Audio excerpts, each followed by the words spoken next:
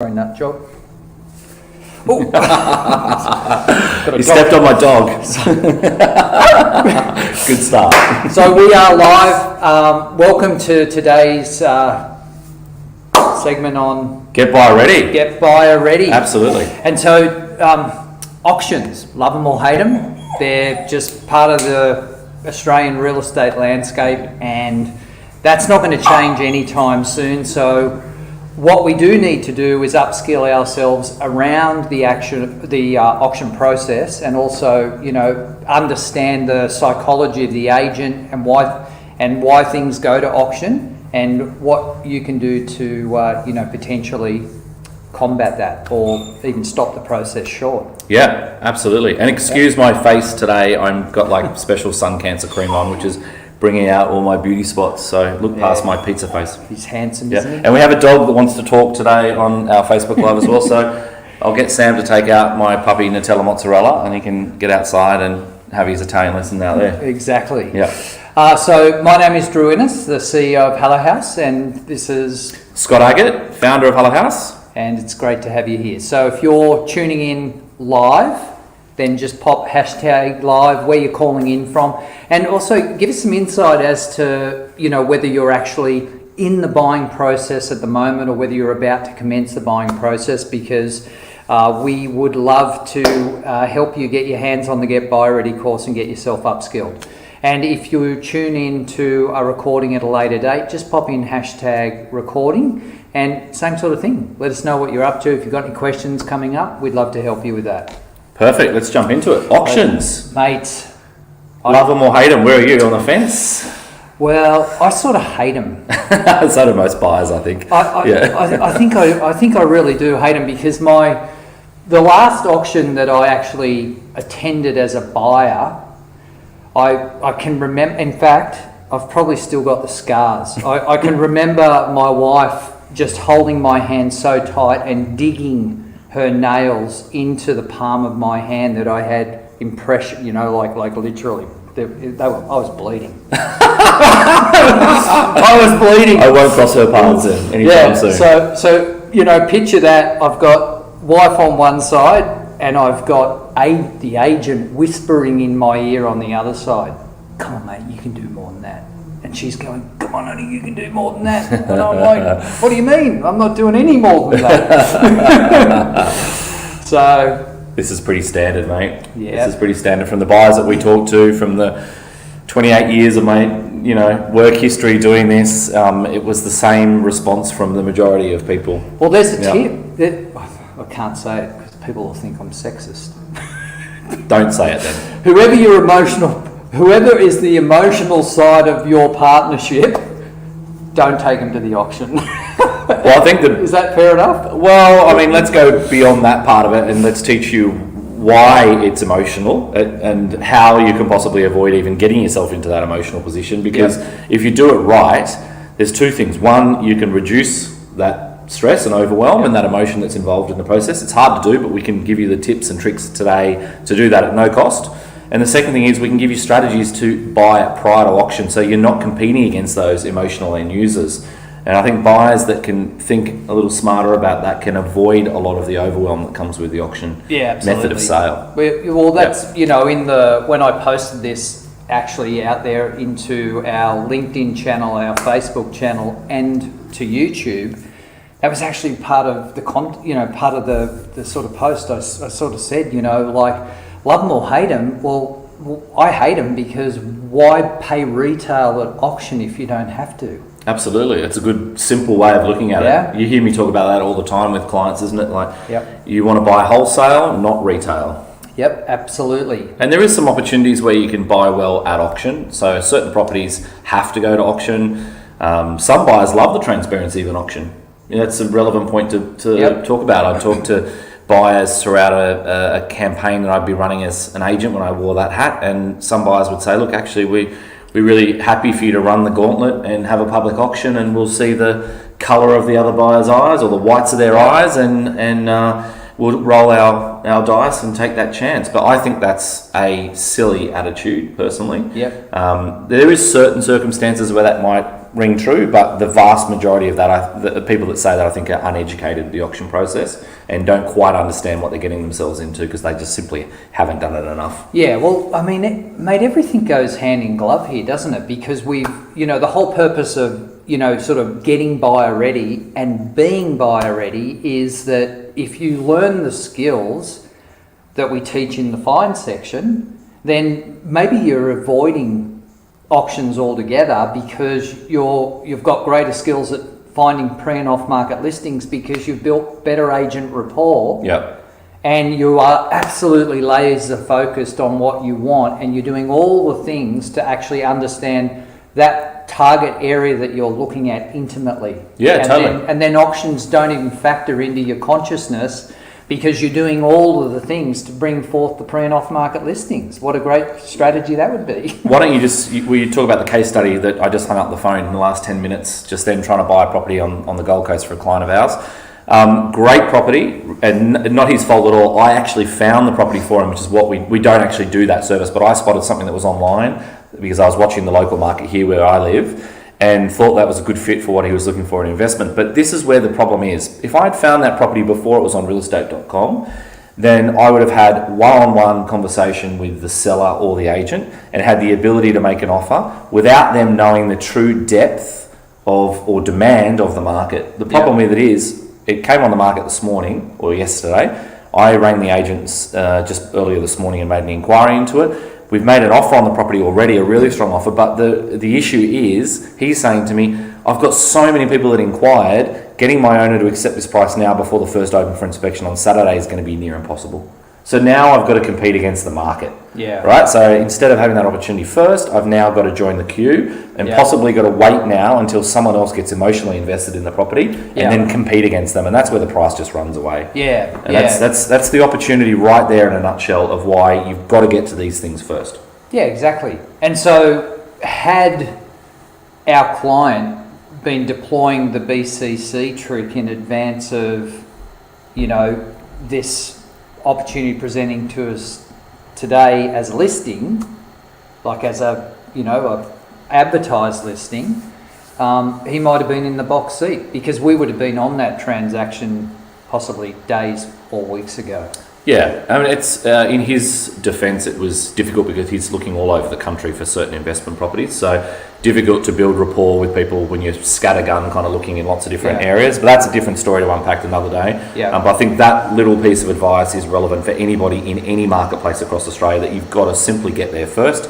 And in that instance, at around 1.4 million, it possibly could have been $50,000, $70,000 to his benefit if he got there first. We'll just never know in that situation. We'll never know because now we're at the mercy of the market. Yeah. But why don't we talk about why agents want to auction in the first place? Why it even exists in terms of the method of sale? Because I think it's going to be very interesting for people that aren't in the real estate industry to understand why they have to compete like this with other parties. Yep. Why they get put in this pressure cooker environment in such a short time frame to make a decision. And what's the benefit for the agent and the seller, and and why they're going to have to keep competing against other buyers in this scenario and via that method of sale for as long as time will tell. Yeah, well, exactly. I think it's going to be around for a long time in Australia. Yeah, well, why would it change? Because it benefits the selling agent. And the seller. Yeah, and obviously. Yep. And the seller, if it's done well. Yep. But definitely the selling agent. Yeah. So should we start there and unpack that? Yeah, let's dive on in. Yeah. So there's a bit of misconception around why agents auction, and most people think it's just to bring transparency and competition into an environment like that where you can get everybody together and let them fight for it openly and fairly. If you scratch the surface a little deeper, there's a lot more to it, okay? And there's a couple of different things. One of the really key things is that to be a standout agent in your local area and to be a specialist in your area, you want to see properties go to the open market. You don't want to sell them on the quiet. You don't want to sell them private treaty in your office on a Wednesday night when you could sell it on a Saturday in front of 200 neighbours. The more people you sell it in front of, the more people that see your success breeds further success in your local marketplace, okay? So listing an auction and having a public auction on a street or in someone's house and inviting all the neighbours is very much about the agent's profile. Yeah. It's really important to understand that. So if you're trying to make a pre-auction offer in week 1 or week 2, very often they're going to knock you back because it's about their profile. They want 4 weeks of competitive open for inspections, and they want their big theatrical song and dance in the public sphere on that 4th Saturday to build their profile. So that's part of the reason why they don't want your offers. Yep. Okay? Yeah, because it's basically the seller, the vendor, is basically paying to market the agent. Yeah. Yep. They're paying for their marketing and they build their profile. Yeah, Yep, that's a exactly. good way of simplifying it. Yeah. And the reason they do it over 4 weeks is it's long enough to bait people into the process to get them emotionally invested without the timeline being too long to get them in a position where they've got to compete. The longer that goes on, in which happens in a private treaty sale where you've got no definitive time limit, the harder it is to keep a buyer on the hook emotionally. So having that short, sharp 4-week campaign suits their narrative in terms of a timeline when they can get you from A to B into decision-making mode, and hopefully in a position where you're competing for the home. So the reason why auction works really great is 1, for profile, B, it's to control the timing, as we just said then, and C, it's to take price out of the equation, okay? And this is a lot to do with people's perception of value. So if I listed a property that was worth $1 million and I told you you had to pay $1 million, you'd make your perception of value around those numbers. But if I showed you $1 million property and I told you that you might be able to buy it from $850 or $900, that's going to gauge your interest. It's creating value by taking price out of the equation or by quoting a lower price and allowing people to get involved in the process before they gently drive that further north or competition rockets it further north from there. So it's about value. So taking price out of the equation allows more people to be involved in the process because they'll see value in that home or that apartment or whatever it is that you're buying.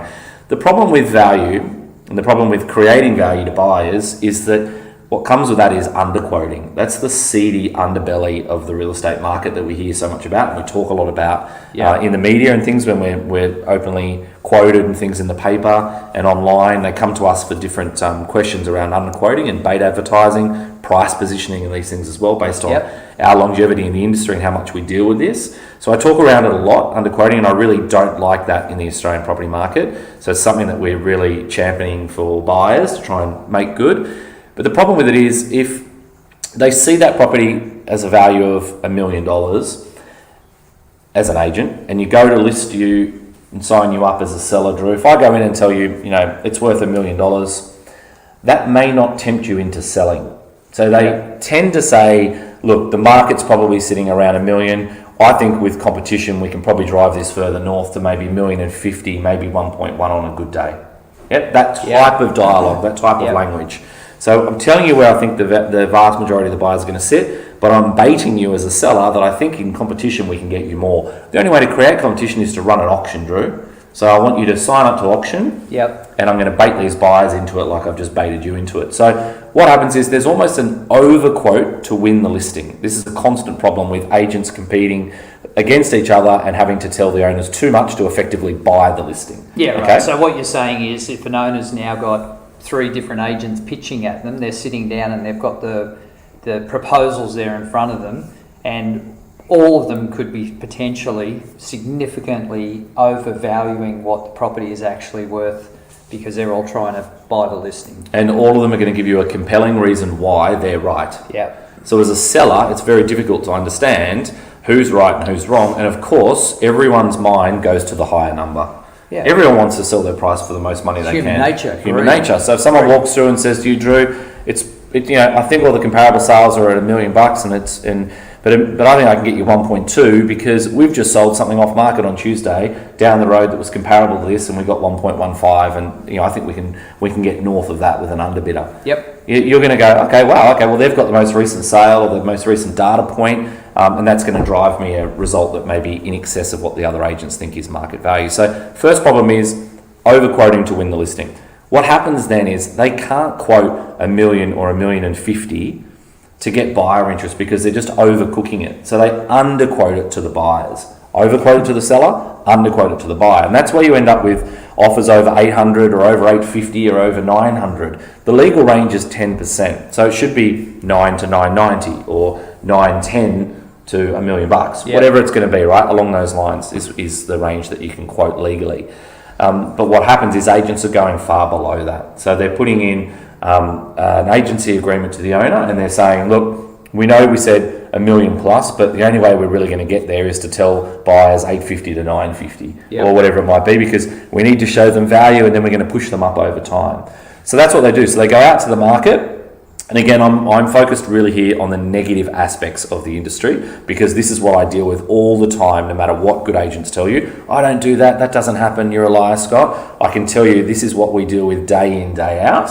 So I am being negative in terms of focusing on that aspect of it. There's plenty of really good agents that do it right and aren't breaking the law. But let's focus on what I have to deal with for the majority of the day, because I think that's going to give the most value to our listeners as buyers. Yeah, I think so too. I mean, because like we say time and time again, we're not, we're I hate the word, advocates for buyers, and so from that perspective, it's not about us beating up the selling agent. It's about informing you as to the games. The game playing. The game playing that's going to happen. You're going to the process. Experience along the way, because if you can be informed about it, you can make an educated decision as to whether you're even up for it. Yep. Whether you're up for going it alone. Yep, totally. So anyway, we've got overquoting to the sellers, underquoting to the buyers, and that's what sucks everyone into the process, and then the games begin. We've spoken about profile building and why they want to have it on the market for 4 weeks.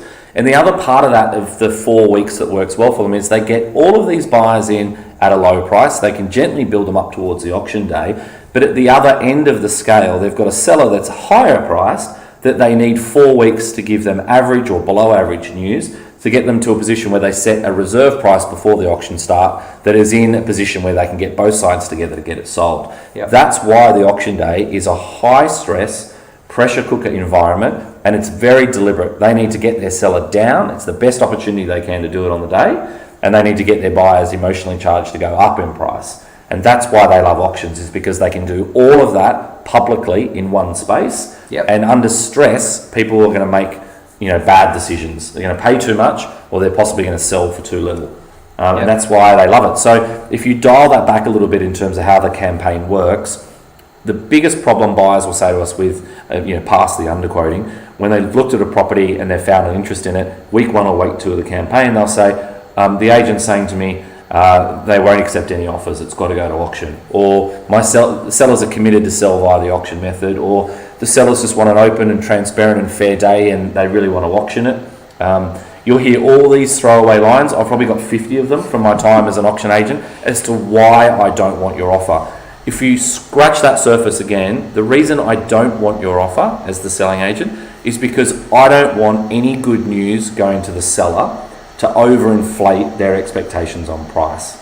So if you come in red hot drill as a buyer and say, all right, you're quoting over $850 on this property, and I'm telling you it's worth $1 million in the back end, and you come in with an offer of $950, well then legally, if I reject that offer or the seller rejects it, we've got to now increase the guide price to offers over $950. Yes. Okay, and that destroys the momentum of the campaign.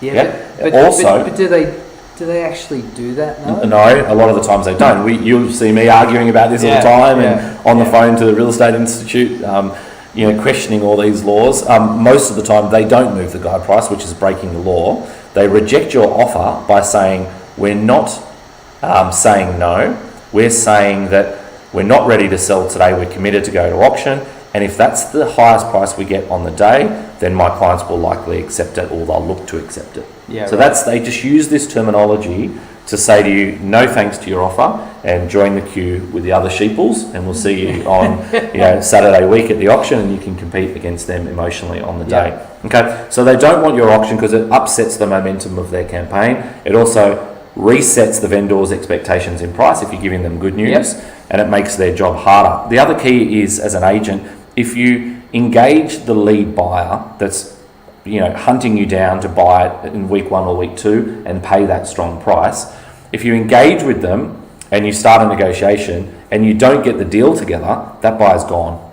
So you've lost your best buyer out of the auction by engaging with them throughout the auction campaign, the pre-auction, and not getting a deal done. Yep. So there's a high risk that you'll blow up your own auction if you start negotiating with the best buyers as well. So this is going to change as the market continues to soften a bit around the country. They'll start to re-engage those buyers at an earlier stage because they don't have the buyer depth they had 6 months ago. Yeah, and we're seeing a bit of that now. Yeah, definitely. Yeah.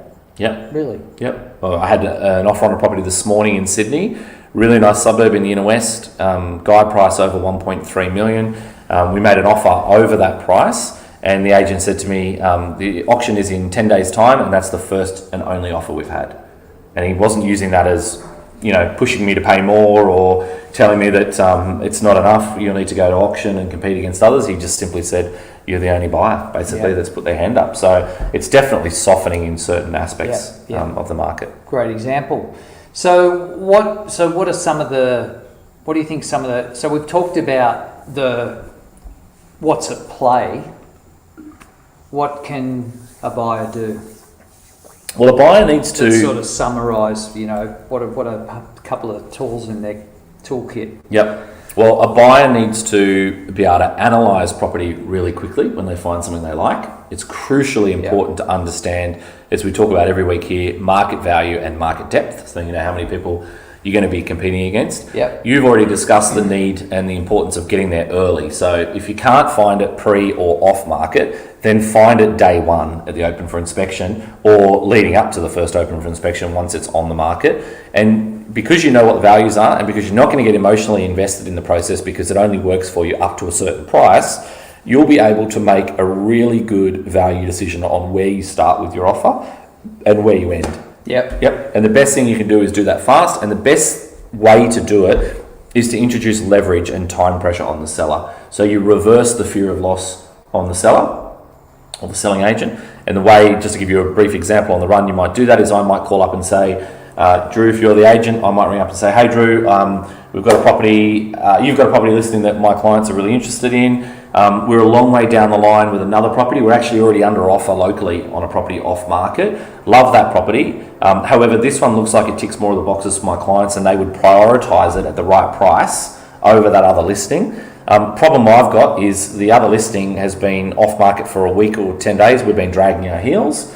And the seller has said there that unless we unconditionally exchange before Thursday afternoon, then they're going to put it to the open market and we'll have lost that opportunity to buy it. Yep. We don't want to lose that opportunity, but in saying that, this is our priority. So we'd like to make an offer on this property and go for it if we can get a deal together. So we're seeing value, Drew, at this level because of these reasons. But as I just said to you and explained to you clearly then, unfortunately, we won't be here on auction day and we need an answer back from you within 24 hours. Over to you. Yeah, reverse the fear of loss. Yep. So it's dialogue like that. Now on them, not us.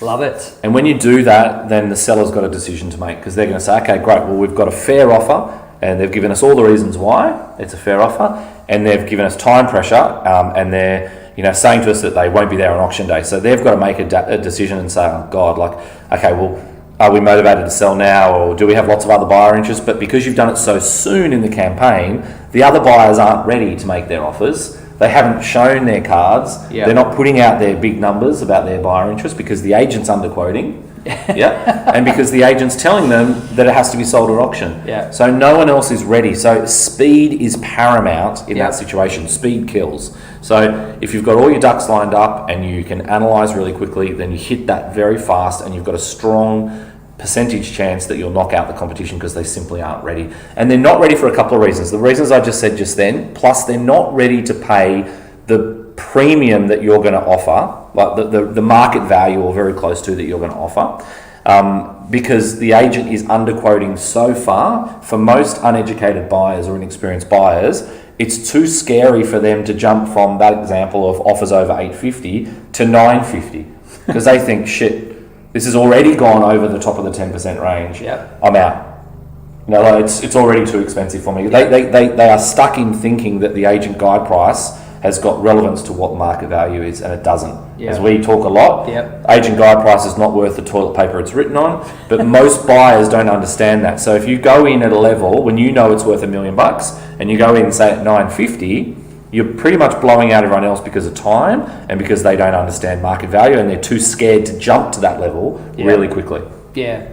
I think it's, mate, just put some words around, because you've just given a lot of value there, but I want you to address the issue of, these comments that we see in a lot of the property groups where people go, just go in and make a low ball offer. Yeah. Just talk about how that blows up credibility and...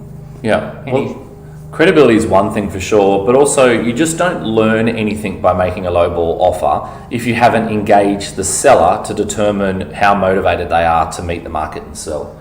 So that's crucial for me. Like if you make an offer and you just get a flat no, well then you've learnt nothing. Yep. And you're very likely to get a flat no when you lowball offer because it just doesn't work. You might hit the one jackpot in 1 in 1,000 or 500, but you're probably buying a property that's got problems, or is a C grade asset if they're really keen to offload it super fast, because anyone that's got a decent asset, an asset selection as we talk to all the time, is so very important to capital growth. They're not letting their property go for a lowball bargain.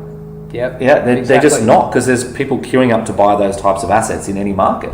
So if you're going to lowball and you think you've got success with that method, it's just not going to work. So the other issue with lowballing is if you do it in an auction campaign and then you engage other buyers, they're going to go back and engage 4 or 5 other people potentially because your offer is lower than market value. Then they're going to phone around and call and see if anyone else is interested, and of course there's going to be other interest, and all of a sudden you've just poked the bear. Instead of making a smart offer and having one shot at buying it, you've now got 3 or 4 or 5 people that think, actually I've got a shot at buying it, that sounds cheap.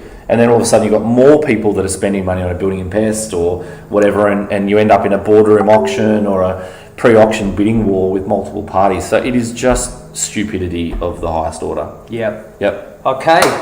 All right, mate. Ton of value there today. So let's wrap up this call, and I was going to close it out by saying the other key thing that you can do if you've tried all of this and the property is going to auction, get an expert. Get an expert fast. Do not represent yourself. Come on. You have to be like batshit crazy to go, because otherwise what's going to happen is you're going to have your significant other on one side squeezing your hand.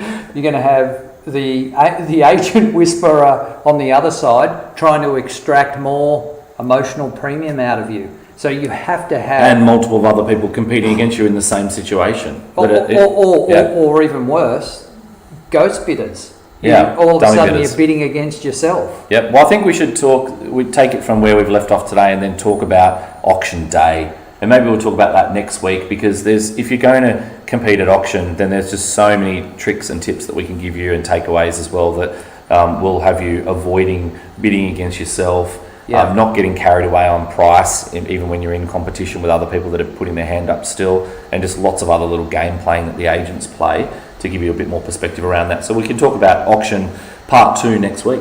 Yeah, absolutely. Cool. All right. Any questions? Pop them in the comments down below and we'll address them directly.